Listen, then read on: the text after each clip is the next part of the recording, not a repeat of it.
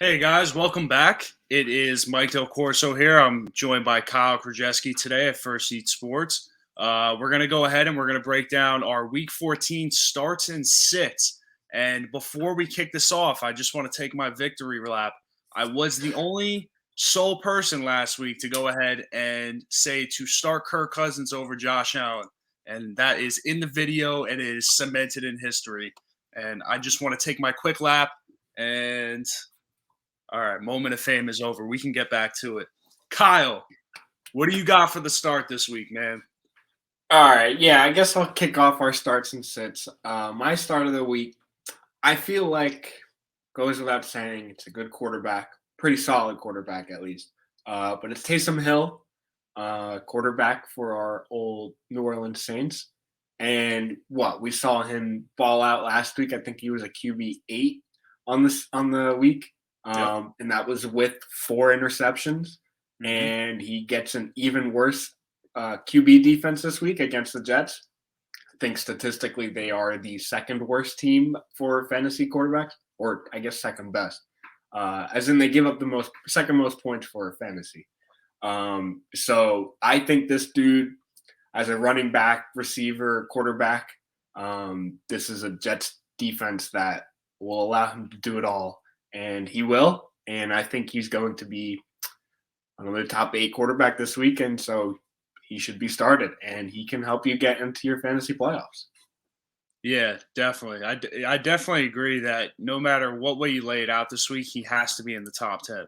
The dude came right in last week against a good Dallas defense and showed that he could do exactly what he was doing last year and still put up numbers and barely did anything. Or he did have a decent day passing with the fluke coverage touchdown towards the end there and stuff like that. But he ultimately didn't do much in the air, and he still gave you those points.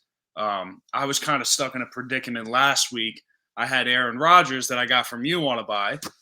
So I had to pick up a QB, and it was between Tua, Taylor Heineke, and Taysom Hill to start the week. And Taysom Hill, I didn't touch on Wednesday. I didn't touch Thursday, or I didn't touch Wednesday. And then Thursday morning, I get the notification Kyle Krajewski snags Taysom Hill. And I was like, dude, I hope I don't regret not taking him this week. And sure enough, the dude throws 4 interceptions and still outscores Tua and Heineke. So this guy at this point, I mean, starting the ball, Sean Payton's just going to feed him. He's going to get the touches. Oh, yeah. There's nothing to worry about. He's the goal line guy there. You still got Mark Ingram out. So there's nothing to worry about. Taysom Hill is a must start this week for sure. Yeah, and you get Kamara back, which will bring some heat off the backfield. Oh, yeah. So Taysom doesn't have to do it all, and it's not – Ingram played last week and didn't do much. But with Kamara back, you get a little bit more excitement, and it's not just going to be the Taysom Hill show. It'll be Taysom and Kamara, and Taysom will probably have a better chance to do more. Right. And not knocking the Saints, but I have seen way too many screens to Mark Ingram in the past 2 weeks. And I love Mark Ingram. That's my guy. You got to trust. They need Kamara back. Yeah, they need Kamara back bad. He's such a difference maker, and I feel like just the playbook in general was so thinned down last week that this week we should see like a brand new Saints offense for that matter. So you'll see a brand new team against the Jets any week. Oh yeah, I mean any team playing the Jets for the most part should have some fun throwing some flea flickers, maybe some fake ones, or who the hell knows, but. I love the start. I'm going with my start of the week. I'm going with Jalen Guyton from the Chargers here. So I'm going with the play. This is kind of an opportunity play here. You got Mike Williams and Keenan Allen with COVID right now. Still no word on the official ruling for them if they're going to be out, what's going on. But this is a guy that even made some plays last week in kind of that blowout, and then come back with the Bengals last week, just high scoring football. It was a little bit of everything, and this guy made some plays. 4 catches last week and a big touchdown. So he's a playmaker. He was around since last year, I believe, as well. And they had guys like KJ Hill there as well that we talked about, I'm sure, last year a few times. And they had a few weapons on that team. We weren't sure who was going to step up as that guy behind Mike Williams as their kind of number 3. And then I'm pretty sure they have Palmer there as well. They had a lot of guys. And Guyton just seems the one to be taking the step right now. And it's just a perfect timing thing. So Jalen Guyton's going to be my start. I'm going to have him inside of my wide receiver 28 this week as a sneaky backdoor play just in case Mike Williams and Keenan don't play. So I like the opportunity here, and that's why I would find Guyton in my lineup this week. Yeah, plus they're facing the Giants, who are a very bad defense against receivers. They give up a lot of points. Just last week, they had 18 to our boy Jalen Waddle and another 11 to the newly returned Devontae Parker. Yep. I think Guyton is a very great play. I think I'm looking at the stats now. He is, I want to say 4th on the team in targets. So without those guys in the lineup, you're going to see a lot more Guyton play. And right. I think it's again, if the two receivers or even just one of them isn't playing, you should start Guyton. Right. But if they're both playing, I would probably be a little more hesitant. Maybe flex, but one of them's out, throw him in. I think he's a great start because I don't think the Giants' defense is good, and they aren't statistically. They're not good. Yeah, not at all. So here's a question for you. If Mike Williams and Keenan Allen don't play, over under 10 receptions for Austin Ekeler in this game this week. Easy over. I'd be with you there. It's going to be the Austin Ekeler show. Yeah. It's already going to be. Yeah, every week it basically is at this point. I mean, there's not you can't even go half an hour without turning on Red Zone to see, this just in. And it's just a simple dump down and Eckler's just making plays. But that's what he does. So he's probably even excited for the opportunity, knowing all right, there's no one here this week. I better get 5 screen passes right off rip and just do his thing. And it's a bad team, so you never know what's going to happen. I don't expect them to stay in the game, but I like they'll be up after 4 Ekeler touchdowns, all 10-yard receptions. Oh yeah, nothing crazy. They'll just be little dump downs here and there, but. All right, so two solid starts. We got Jalen Guyton and Taysom Hill. Who do you not like this week? Who are you sitting this week, Kyle? Oh, much as I love this player, I love him so much, but I absolutely hate the position that this team is putting him in, and that's James Robinson. I think, and it's going to be so difficult going into the playoffs. Either it's your first week of the playoffs or you are fighting to get in to bench probably your best running back or top 2. But I don't love it this week. They're playing the Titans, and they are top 5 against the running back position. And in recent weeks, I mean, we saw he was in the Urban Meyer dog pound for some stupid reason last week after a fumble. And I have a weird suspicion it's going to be the same thing this week, where he's just not getting used enough to generate any fantasy production. But then I also don't think that they're going to get much done against this defense anyways. Right. So if you can afford to sit James Robinson, play a higher upside guy, like if J.D. McKissick's healthy, throw him in, or just feel comfortable benching James Robinson because I am this week. Yeah, even if you take away all the fumbling and the coaching, benching him issues, if you take away all that, it's still a guy at full strength. What is he going to actually do against the Titans? Kind of like you said, and I'm right there with you. I'm not playing this guy. I'm pretty sure he had did he finish with negative points last week? I know he did at one point with the fumble. Did he get out of that last He week? got out of it. He Okay. finished with 1.5. Okay, there you go. All right. So yeah, that's not too bad there. There were some players with less this week. So Yeah, but that's not what you want right, in a right. And starting it's running back. yeah, and it's like, am I going to take that chance again with him this week? And then you saw the Urban Meyer interview this week where he got questioned on it. Why did you sit James Robinson? He kind of deflected the question and was like, yeah, I let my other coaches handle that. So now you got like in the back of your mind, like, wait a second, everybody was saying it was you about 2 weeks ago, and now he's kind of deflecting it. And I obviously they're trying to get a message across to James Robinson, stop putting the ball on the ground. But this is definitely one of those situations that I'm not going to sit around to kind of let it figure itself out. I'm not going to wait for that. So I agree with you. I'm keeping him on the bench this week. There's no way. I could see this being a team where they're just like, we finally found a reason to potentially lose. They need to fall down or get a higher draft pick. But at the same time, it's like I feel like Urban should be fighting for his job. I feel like he should be. Yeah. That's not to say Yeah. he actually is, because you never know with that organization. Oh, yeah.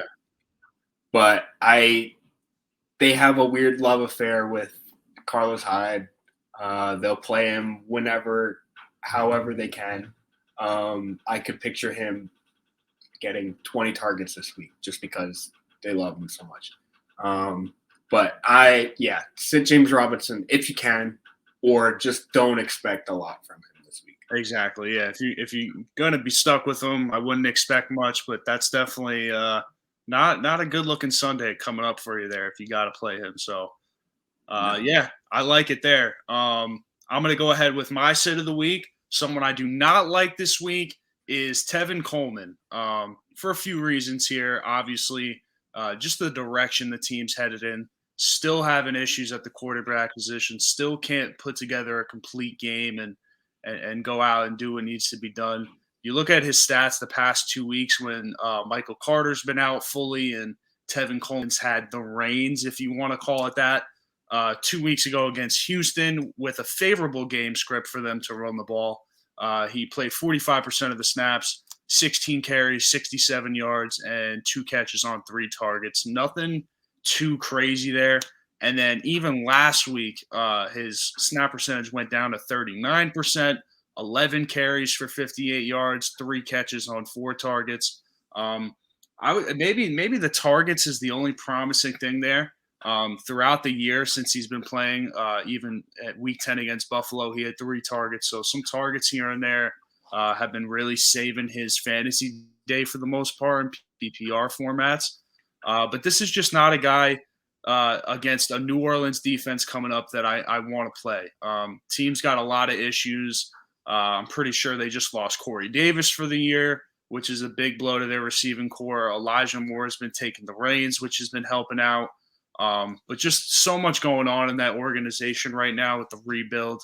And I don't think that this is a team that is going to commit to anybody, especially in a game that they're probably going to be losing again this week. So pretty obvious here. I'm just not going to go ahead and sit him. He hasn't given me 10 fantasy points in PPR, even with being the starter. So Tevin Coleman's going to go ahead and sit on my bench for me this week. And I think we expected this a few weeks ago when it became Tevin Coleman's backfield. We were just like, all right, yeah, it's Tevin Coleman. We weren't going to expect 20, 30-point games out of him. But at the same time, not or struggling to hit double digits in fantasy games is not good. And this week, I mean, last week he had 10 last week against the really bad Eagles defense. But then this week, the Saints are top 5 against the run. Last week, they held Zeke to 6 fantasy points.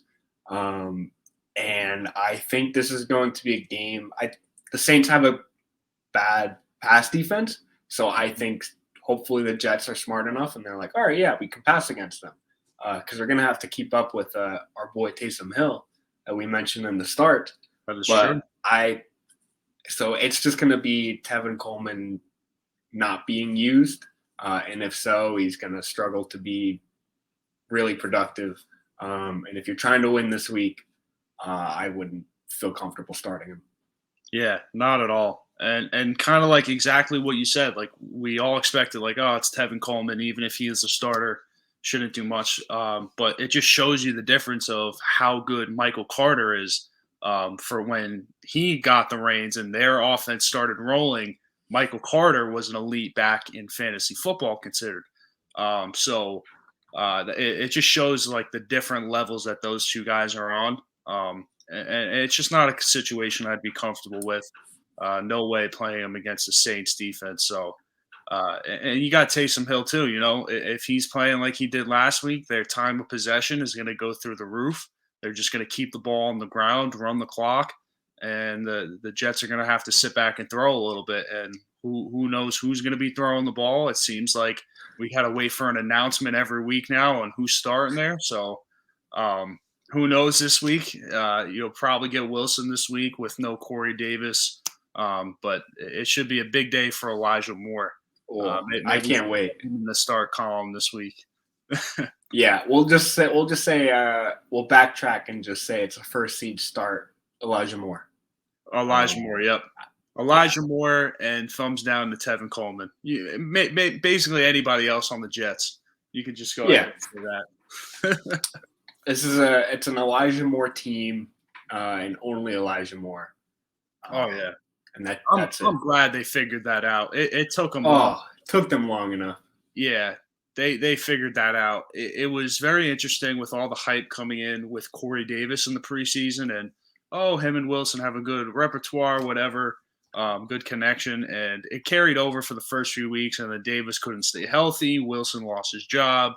And I'm just glad that the true best receiver on the team is finally getting the ball. So that's always a good thing to know in fantasy. When teams get their good players the ball, you know you could trust them at least. They're going to see the target. So, yeah, more thumbs up, Coleman, thumbs down.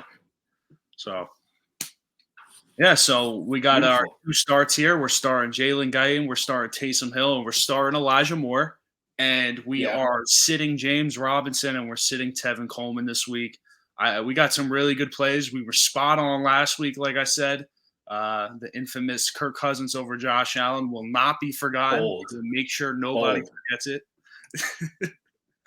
But yeah, some great picks this week. Let us know in the comments how it goes for you this week. And for those of you that are looking at the playoffs coming up, good luck. We will be here for you. Be sure to check our website, our social media for all of our updates, best waiver wire ads, stuff like that. And hopefully we can get you a championship this year. So, yeah. Anything else to add, Kyle? Hopefully your commissioner is smart enough and week 1 of your fantasy playoff starts next week. But if it's this week, best of luck. You're going to win. Yeah. Yeah, best of luck. Hopefully it is next week, though. Definitely say something to your commissioner. But all right, that is all for now. Good luck, and we will be here for the playoffs next week. Good luck.